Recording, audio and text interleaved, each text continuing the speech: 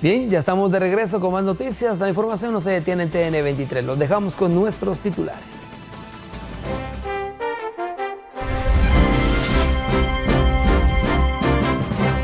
Localizan restos humanos en sector de la zona 17 y San Pedro Ayampú.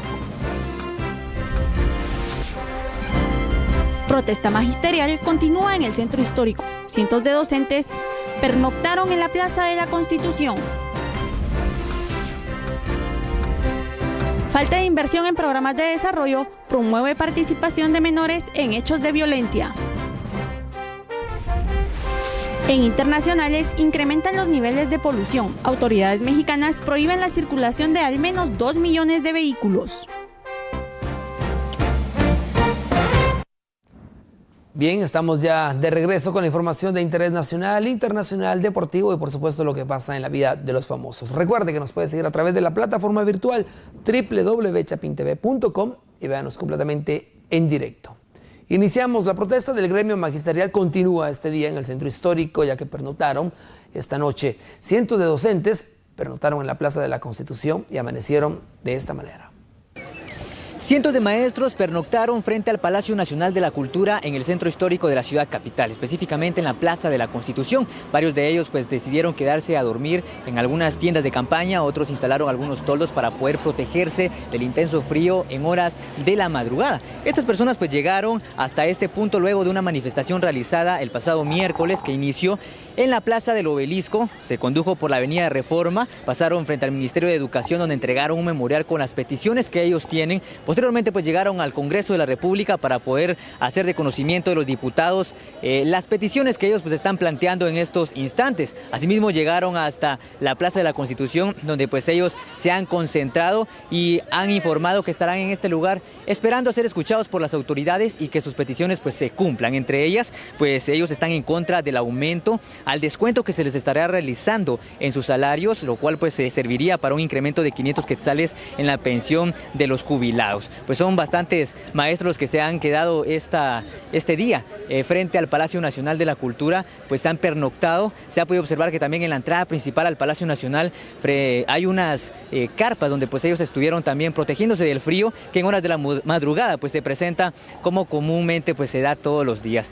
Estas personas pues han informado pues que continuarán acá en esta concentración que han realizado los profesores, los maestros, miembros del Sindicato Nacional de Trabajadores de la Educación, quienes estarán pues exigiendo que se cumplan estas peticiones, así como otras que ellos ya han planteado en diferentes memoriales a las autoridades tanto del Congreso de la República como el Ministerio de Educación. Asimismo pues solicitan al Ejecutivo, pues esto es una protesta como presión hacia el Ejecutivo para que pues también pueda escucharse cada una de estas peticiones que ellos están realizando desde el día miércoles cuando inicia esta manifestación en la Plaza Obelisco y culmina acá frente al Palacio Nacional de la Cultura, donde pues cientos de ellos han pernoctado como parte de esta protesta. Cuando la información se produce, TN23 se la comunica. Con imágenes de Denis Zacarías reporta Julio Hernández.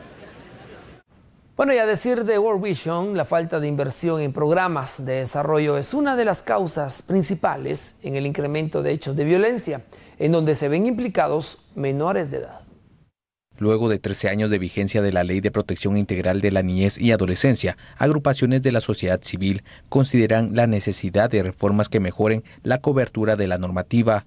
El incremento de hechos de violencia en donde se ven implicados menores es una de las debilidades a raíz de la falta de inversión en programas de desarrollo. El estudio evidenció que existen debilidades en el sistema de protección, que es necesario articular acciones y fortalecer la coordinación entre las organizaciones y uno de los aspectos más importantes es la inversión en niñez. Las instituciones muchas veces no cuentan con los recursos presupuestarios necesarios para cumplir con sus funciones y esto hace pues que el sistema se debilite. Es uno de los departamentos en donde se dan los mayores casos de violencia, es decir, me estoy refiriendo al departamento de Guatemala, luego Quetzaltenango, Alta Verapaz, Escuintla y Mazatenango. Se espera que luego de dicha propuesta se instalen mesas técnicas para discutir dicho proyecto. Reporta Brian Blanco y Daniel Collín. Bueno, un convenio de investigación fue firmado por el INCAP, INCAN y el gobierno de los Estados Unidos. Esto con el principal objetivo de determinar las causas del incremento de casos de pacientes que presentan cáncer en el hígado. con el fin de determinar la causa del incremento de casos de pacientes con cáncer de hígado. Representantes del INCAN, INCAP y del gobierno de los Estados Unidos suscribieron un convenio de investigación. Médicos sospechan que el alto consumo de maíz y frijol con hongos impacta principalmente a comunidades del suroccidente.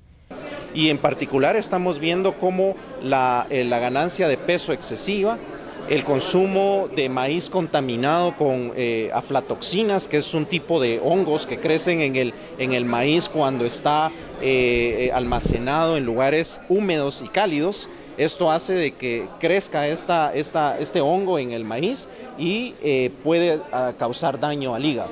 Estamos haciendo un estudio inicial con 500 personas que van localizadas en la ciudad de Guatemala, en Mixco en particular. Luego nos vamos a ir a Suchitepeques, a Escuintla, a Sololá y a Quiché, que son los 5 áreas donde se ha detectado que hay problemas de estos factores que he mencionado. Y luego, con el apoyo del Instituto Nacional de Cáncer, esperamos que el año entrante podamos hacer más personas. Los resultados del estudio se darán a conocer en octubre próximo. Reporta Brian Blanco y Daniel Collín.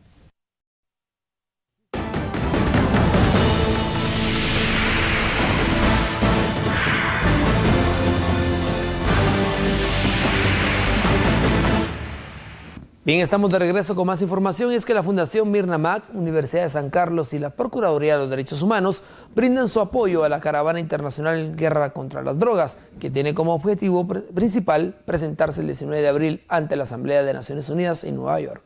Una caravana en la que participarán ciudadanos de Honduras, El Salvador, México y Guatemala prevé llegar el 19 de abril a la Asamblea de las Naciones Unidas a celebrarse en Nueva York y requerir a los representantes de las naciones que la integran un alto a la guerra contra las drogas. En Guatemala, el Consejo Ecuménico, la Procuraduría de los Derechos Humanos, la Fundación Mirna Mac y la Universidad de San Carlos apoyan el proyecto. Ciertas drogas o que adicciones en general es lo que tenemos que combatir y algo fundamental en ello es formación de recurso humano calificado, profesionales y técnicos especializados para afrontar con propuestas integrales, como se ha mencionado, de todos los sectores de estos flagelos, pero sí debe haber una propuesta integral en ese sentido. Estamos respaldando esta caravana desde el punto de vista ético. Estamos muy indignados de que nuestros gobiernos, los estados, no traten humanamente a la población en general, sino que en nombre de combatir las drogas han militarizado a nuestras sociedades. Normalmente cuando se habla de drogas se asocia a crimen, a violencia, a sexo, digamos, apelando a una generación que no es la nuestra, ¿verdad? Y por el otro lado es importante plantear que se hace necesario hacer un abordaje integral. Se hace necesario revisar la política que se tiene actualmente en el país y en la región, digamos, sin copiar modelos, sino realmente adaptarlos a la realidad que nosotros tenemos como país. Aparte de que el narcotráfico, el narcotraficante acapara el territorio amedrentando a nuestra gente con armas y eso provoca la migración. Bueno, la Defensoría de la Juventud de la Procuraduría de los Derechos Humanos ha indicado en referencia al caso del menor ahogado en centro educativo que se debe fortalecer la seguridad escolar para protección de estudiantes dentro y fuera de las instalaciones, tanto de establecimientos públicos como privados. Abner Paredes, defensor de la juventud de la Procuraduría de los Derechos Humanos, dijo sobre el caso del menor fallecido en una piscina en un centro educativo privado de la zona 12 que se debe esperar a que el Ministerio Público socialice la línea de investigación y sobre todo las causas de la muerte del menor para dilucidar responsabilidades. Paredes agregó que la institución que representa requiere de los ministerios de Educación y Gobernación fortalecer la seguridad en escuelas y crear un manual de protocolos para la protección de los estudiantes dentro y fuera de los inmuebles educativos, públicos y privados. Bueno, es importante plantear que aunque hay una serie de hipótesis y alguna información relacionada a este caso que tiende a plantear que se sufría de acoso o algún tipo de bullying por parte del estudiante que falleció, es importante acá hacer un llamado a todos los centros educativos para revisar sus protocolos y sus normativas en base precisamente al manual de convivencia, al protocolo de atención y referencia de casos que el Ministerio de Educación ya ha emitido hace algunos años, y de esa cuenta focalizarse precisamente en el tema de la prevención. Es necesario acá aumentar las capacidades de los docentes, de los directores para la identificación de cualquier situación que pudiera incidir en generar violencia, acoso a la niñez y a la adolescencia del país, no solo en el ámbito público, sino a nivel privado también, y de esa cuenta creo que el Ministerio de Educación necesita aumentar también las acciones que está realizando de capacitación en torno a estas dos normativas, pero también se debe tener una coordinación expresa con el Ministerio de Gobernación a través de la política de prevención de la violencia con la que ya cuentan y diferentes programas, particularmente sobre la violencia que está externa a los centros educativos, y hacer un abordaje integral en ese sentido. Bueno, según INASIF, el 3.8% se ha reducido las muertes violentas durante el primer trimestre del año, en comparación con las mismas fechas del año pasado. Según registros del Instituto Nacional de Ciencias Forenses INASIF, las muertes violentas durante los 3 primeros meses de 2016 se han reducido 3.8% al comparar cifras en el mismo lapso de 2015. Carla Campos, del Grupo de Apoyo Mutuo GAM, dijo que en enero se reportaron 369 hombres asesinados y 52 mujeres. En febrero, 358 hombres y 62 mujeres. Para el mes de marzo, las cifras fueron 400 hombres y 50 mujeres. En total, el número de personas asesinadas por actos de violencia fueron 1.318 de enero a marzo de 2016. Campos agregó que la organización a la que representa confía en que la tendencia en disminución de la incidencia criminal se mantenga. Sin embargo, esto dependerá de las acciones implementadas por el Ministerio de Gobernación. Los departamentos más violentos en 2016 son El Progreso, con 32 muertes durante estos 3 meses, tomando en cuenta que tiene 172.245 habitantes. Escuintla, con 775.699 habitantes, reporta 144 muertos. Y Guatemala, con 3.400.000 habitantes, reporta 527 personas asesinadas. Con imágenes de José Luis de León, reporta para TN23, Luis García. Momento de una breve pausa, pero al volver hayan restos humanos en sectores de la zona 17 y San Pedro Ayampu. Ya volvemos.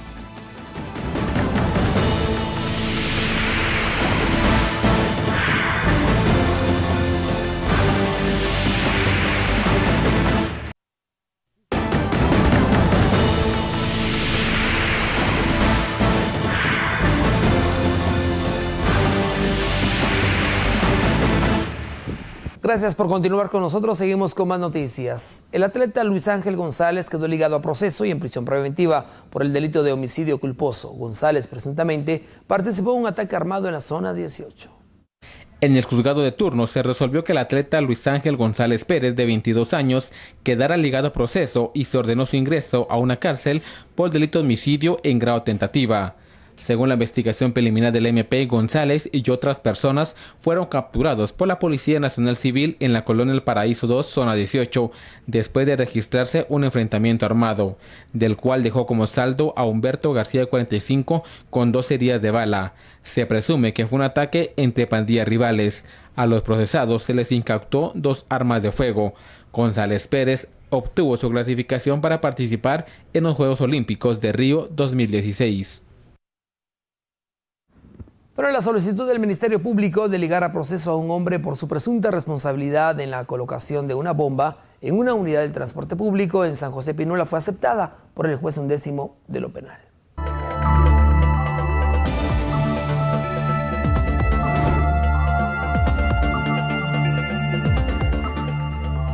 El juez 11º de lo penal, José Eduardo Cojulum, resolvió con lugar la solicitud del Ministerio Público de ligar a proceso a Alex Ricardo Cifuentes González, supuesto integrante del barrio 18, por su presunta responsabilidad en la colocación de una bomba en la unidad de transporte público que circulaba en San José Pinula. En el hecho murieron 2 personas y varios resultaron heridos. Suben a dicho autobús y colocan en el interior el artefacto explosivo improvisado que portaban, descendiendo inmediatamente de dicho autobús, momento en el cual es activado el artefacto explosivo improvisado, generando una explosión y el incendio en el interior de dicho autobús, por lo que ante tal circunstancia, César Flores López, alias Chino, y su acompañante corren apresuradamente para darse a la fuga del lugar, huyendo. Ocurrió la muerte en el lugar del señor Pablo de Jesús Hernández Rodas, así como la muerte en el hospital Roosevelt del señor Miguel Ángel López López, y asimismo ocasionó lesiones a diferentes personas que se encontraban en ese momento en el interior del bus, siendo En el lugar del hecho se encontraron materiales utilizados en la fabricación del artefacto explosivo, refiere el fiscal. De acuerdo a la experiencia de dichos expertos en explosivos, pues constituían un artefacto explosivo improvisado, y siendo estos elementos, o en ese caso ya se convirtieron en evidencias, un fragmento de cigarrera de vehículo, varios fragmentos de posible batería de 12 voltios, 8 fragmentos de cables eléctricos, 3 fragmentos de cigarrera de vehículos, 4 fragmentos de posible teléfono celular, varios fragmentos de plástico con posibles tatuajes de pólvora, 8 fragmentos de masking tape con posibles tatuajes de pólvora, 2 fragmentos de plástico con posibles tatuajes de pólvora y posibles residuos de acelerante y biocombustible. Este jueves, el juzgador Cojulum escuchará la imputación de hechos en contra de Nelcy Yubitsa Paredes y Julio César Flores López. Cifuentes de González será investigado por asesinato, asesinato en grado tentativa y asociación ilícita. Reporta para TN23 Josué Peñate y Hugo Morales. Bien, localizan restos humanos en sectores de la zona 17 de la ciudad capital y una colonia de San Pedro, Ayampuc, en varias bolsas plásticas. Las autoridades investigan los hallazgos. En horas de la mañana de este jueves se realizó el hallazgo aparentemente de la cabeza de una mujer envuelta en nylon, esto en la colonia Casa Tenango de la zona 17 de la ciudad capital. Fueron los vecinos de esta colonia quienes dieron aviso a los cuerpos de socorro de bomberos voluntarios, quienes llegaron hasta este punto y localizaron envuelto en una bolsa negra y aparentemente con un mensaje de texto, el cual pues es imposible leer a simple vista. Serán las autoridades quienes tendrán pues que abrir esta bolsa y poder leer qué es lo que dice. Esto pues fue encontrado específicamente frente al lote número 7 de la primera calle de la colonia Casa Tenango en la zona 17 de la ciudad. Posteriormente, bomberos voluntarios informaron que también en un sector de la colonia Las Brisas del municipio de San Pedro Ayampuc se localizaron otras bolsas con restos humanos, también aparentemente de una mujer. Pues esto es parte de las investigaciones que tendrá que realizar el Ministerio Público para determinar si el hallazgo de la cabeza en la colonia Casatenango está relacionado al hallazgo de los restos de cuerpo humano, posiblemente de una mujer, localizados en el municipio de San Pedro Ayampuc. Todo esto pues alarmó a los vecinos de esta colonia, quienes de inmediato avisaron también a las fuerzas de seguridad, por lo que la Policía Nacional Civil llegó hasta este punto para determinar que en realidad pues era el hallazgo de restos humanos. Acordonaron el área y posteriormente el Ministerio Público llegó hasta este punto para iniciar a procesar la escena. Ya el MB pues tendrá que llevar estos restos humanos, estas bolsas que se han localizado en diferentes puntos, hacia la morgue del Instituto Nacional de Ciencias Forenses, donde pues los peritos tendrán que determinar si corresponden a un mismo cuerpo o son 2 víctimas distintas. Esto es parte de las investigaciones que tendrán que realizar para poder determinarlo posteriormente las autoridades y darlo a conocer. De esta forma pues es como también los vecinos de la colonia Las Brisas pues han mostrado temor, ya que se presume que posiblemente sea una misma persona y posiblemente en horas de la madrugada se abandona estos restos humanos en colonia Las Brisas de San Pedro de Ayampuc, como también en la colonia Casa Tenango de la zona 17 capitalina. Cuando la información se produce, TN23 se la comunica. Con imágenes de Denis Zacarías, reporta Julio Hernández. Bueno, el requerimiento del Ministerio Público en relación a que Giselle Reynoso enfrente juicio por el delito de enriquecimiento ilícito fue aceptado por el juez segundo de lo penal. El juez segundo de lo penal, Darwin Porras, aceptó el requerimiento del Ministerio Público que Giselle Reynoso, quien fuera jueza cuarto de primera instancia, enfrente un juicio por enriquecimiento ilícito y lavado de dinero. Según la fiscal del caso, Xiomara Sosa, Reynoso incrementó su patrimonio en más de 1 millón de quetzales de forma anómala. El periodo comprendido de diciembre de 2012 a noviembre del 2014 tuvo un incremento injustificado en su nivel de ingresos que no corresponden al salario que percibió en el organismo judicial donde se desempeñaba como juez, así como los honorarios que percibía como docente universitaria en la Universidad Mariano Gálvez y la Universidad Rural de Guatemala. Incremento que le permitió cancelar parte de sus obligaciones, lo que no habría podido realizar con el ingreso generado por sus actividades lícitas conocidas, ya que usted, Gisela Yadel Reynoso Trujillo, cuenta con un incremento patrimonial por la cantidad de 1.483.637 quetzales. Sin ninguna justificación se registraron esos incrementos dudosos en las cuentas bancarias de Reynoso, refiere a la fiscal Sosa. Del incremento significativo que usted, Gisela Yadel Reynoso Trujillo, tuvo a partir del año 2012, se estableció que luego de haber recibido en sus cuentas de depósitos de dinero en efectivo sin causa conocida, realizó erogaciones para pago de servicios y bienes, los cuales usted incrementó su patrimonio de manera injustificada. La procesada rechaza la acusación en su contra, indicando que el MP y la CICIG allanaron la judicatura que estuvo a su cargo y no encontraron evidencias. Porque no ha habido ninguna estructura, aún así investigaron el juzgado cuarto en la que yo estaba y no hay ninguna denuncia de un usuario, ni una estructura establecida, ni un proceso en que se me haya incriminado, ni una llamada de escucha, no ha existido nada y ellos saben perfectamente que están las pruebas. El maestro Ortega y Gasset lo dice, dame las pruebas y te doy el derecho. Nosotros estamos... Además, el juez Porra resolvió que la CICIG puede continuar como querellante en el proceso penal de la acusada. Está pendiente conocer qué tribunal realizará el juicio en contra de Giselle Reynoso. Cuando la información se produce, TN23 se la comunica Josué Peñate y Hugo Morales. Bueno, finalizó la recepción de pruebas por la muerte del trovador argentino Facundo Cabral. Alejandro Jiménez, alias El Palidejo, presunto autor intelectual del hecho, indicó por medio de su abogado que acepta ser extraditado a Costa Rica, a pesar de no conocer el veredicto. Los integrantes del Tribunal Primero de Mayor Riesgo finalizaron con la recepción de las pruebas por la muerte del trovador Facundo Cabral.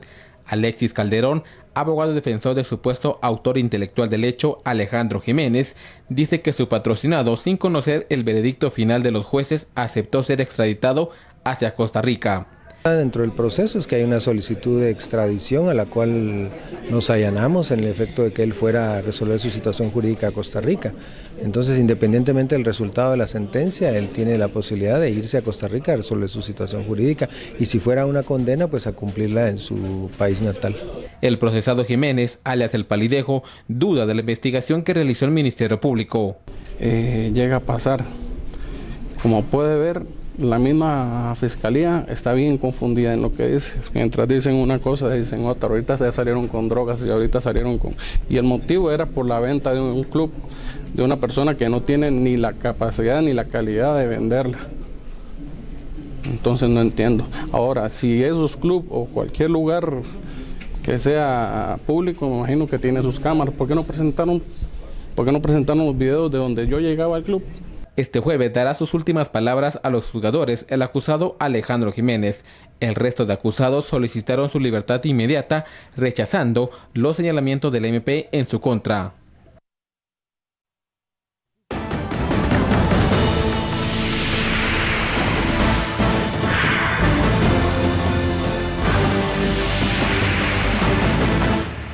Gracias por continuar con nosotros. Seguimos con más noticias. Tras el rechazo, precisamente, del veto presidencial en el Congreso de la República para sancionar a funcionarios que no asistan a citaciones por el Legislativo, el organismo ejecutivo ha indicado que accionará ante la Corte de Constitucionalidad. El vicepresidente de la República, Jafet Cabrera, dijo que accionarán ante la Corte de Constitucionalidad luego que el Congreso de la República, por decisión unánime, rechazaran el veto presidencial sobre las reformas al Código Penal, Decreto 13-2016, dejando vigente la obligatoriedad de sancionar a funcionarios que no asistan a las citaciones realizadas por el organismo legislativo. Nosotros estamos encaminados a tratar de hacer posible la resolución de la problemática del país. No estamos tratando de hacer pulsos políticos. Y creo que este problema del veto, pues, como ustedes comprenderán, ahí hay una inconstitucionalidad cuando ya se piensa de una vez juzgar a un ministro que no llegue, porque deben de ser, todos los juicios deben de ser oídos y vencidos en juicio. Así que yo en lo personal considero que hay una inconstitucionalidad ahí. El recurso de constitucionalidad hay que presentarlo porque yo creo que se está traslimitando en ese sentido la fuerza que le hacen a los señores ministros cuando ellos están tratando de trabajar. No sé, a ustedes se les entregó el día de ayer una hoja en donde habían 271 citaciones de los ministros y viceministros al Congreso de la República en 2 meses, 15 días que llevamos en el gobierno. De igual forma, el vicemandatario rechazó la acción del legislativo de solicitar la interpelación del ministro de Finanzas Públicas. En ese sentido, la interpelación, como usted bien lo dice, ya tiene otro nivel porque supuestamente hay problemas que se puedan plantear en ese interrogatorio, pero que indudablemente siendo el ministro de Finanzas en donde se está tratando de solucionar la problemática financiera que nos dejaron precisamente con el presupuesto con un déficit de 1.100 millones de quetzales, esto debiera de pensar el legislativo que lo que deberíamos de hacer es buscarle la solución a esa problemática que nosotros estamos encarando. Y lamentablemente pues esa interpelación lo único que hace es paralizar el proceso administrativo. Bueno, continuamos con más información y es que en inmediaciones del kilómetro 33 de la carretera interamericana, en jurisdicción precisamente de San Bartolomé, Milpas Altas, Zacatepeque, se registró un derrumbe sobre la cinta asfáltica. Así lo dieron a conocer autoridades de tránsito. El suceso afectó los carriles principales que se dirigen hacia el occidente del país, como a la ciudad capital. Autoridades trabajaron para no afectar el tráfico mientras se realizaban los trabajos de limpieza.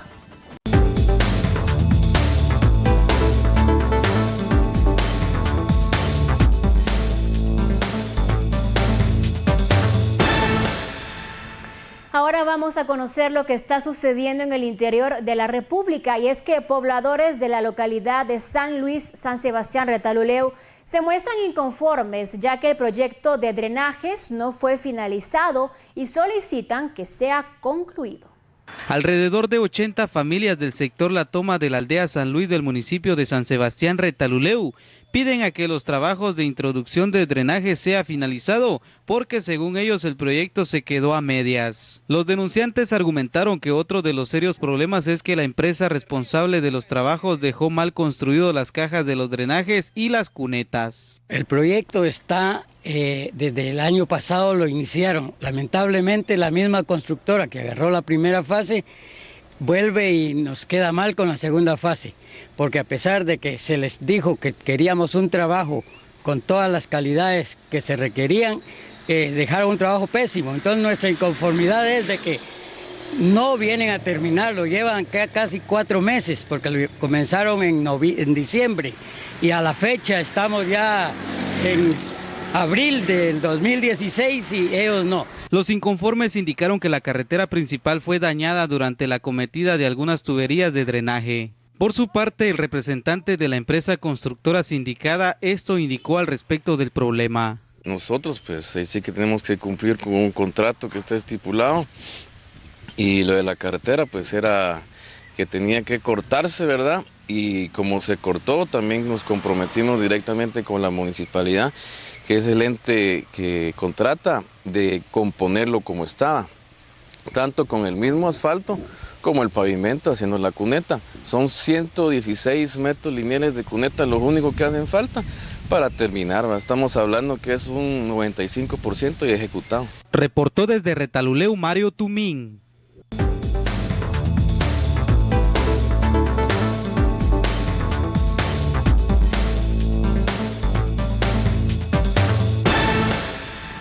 Y bien, con esa información le ponemos el punto final a una emisión más aquí en Noticieros TN23. Continuamos con usted informándole. Usted siga en sintonía.